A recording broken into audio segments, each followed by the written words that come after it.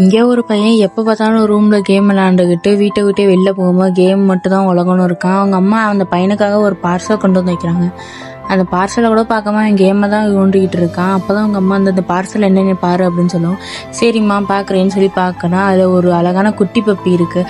குட்டி பப்பி பார்க்க இவனுக்கு பிடிச்சிருக்கான். ஆனால் அந்த குட்டி பப்பிக்கு ஒரு கை இல்லை. அந்த பார்த்தோன்னே இவன் அந்த பப்பியை தூக்கி போட்டுறான். ஆனால் அந்த பப்பி விளையாடலாம், வா ஜாலியாக விளையாடலாம் அப்படின்னு சொல்லிட்டு அந்த பப்பி கண்ணில் ஒரு பால் மாட்டுது. அந்த பாலை கொண்டு வந்துட்டு இவன்கிட்ட விளையாடலாம் அப்படின்னு சொல்லி போடுது. ஆனால் இவனுக்கு அந்த இது பிடிக்கவே இல்லை. இவன் அந்த பாலை எட்டி உதைக்கிறான். அந்த பப்பி அந்த பாக்ஸுக்குள்ளே போயிட்டு மாட்டிக்கிட்டும் அது எப்படியோ அதுலேருந்து வெளியில் வந்துடுது. வெளில வந்ததுக்கப்புறமும் அது ஜாலியாக விளையாண்டுக்கு சந்தோஷமாக இருக்குது.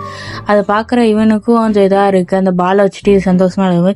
இந்த பப்பி மறுபடியும் அந்த பாலை கொண்டு வந்து அவன்கிட்டயே கொடுக்குது. அவனும் அந்த பாலை எடுக்கிறான். ஒரு கை இல்லாமல் இந்த பப்பியே இவ்வளோ சந்தோஷமாக இருக்கும்போது என்னால் மட்டும் ஏன் இருக்க முடியாது அப்படின்னு சொல்லிட்டு அவனும் இருக்கலாம். அப்போ தான் அவங்கள காட்டுறாங்க அவனுக்கும் ஒரு கால் இல்லை அப்படின்னு. அவனும் வெளியில் போய் இந்த உலகத்தை பார்க்கணும், தன்னம்பிக்கையோடு வாழணுங்காக தான் அவங்க அம்மா இந்த பப்பியை கொண்டு வந்து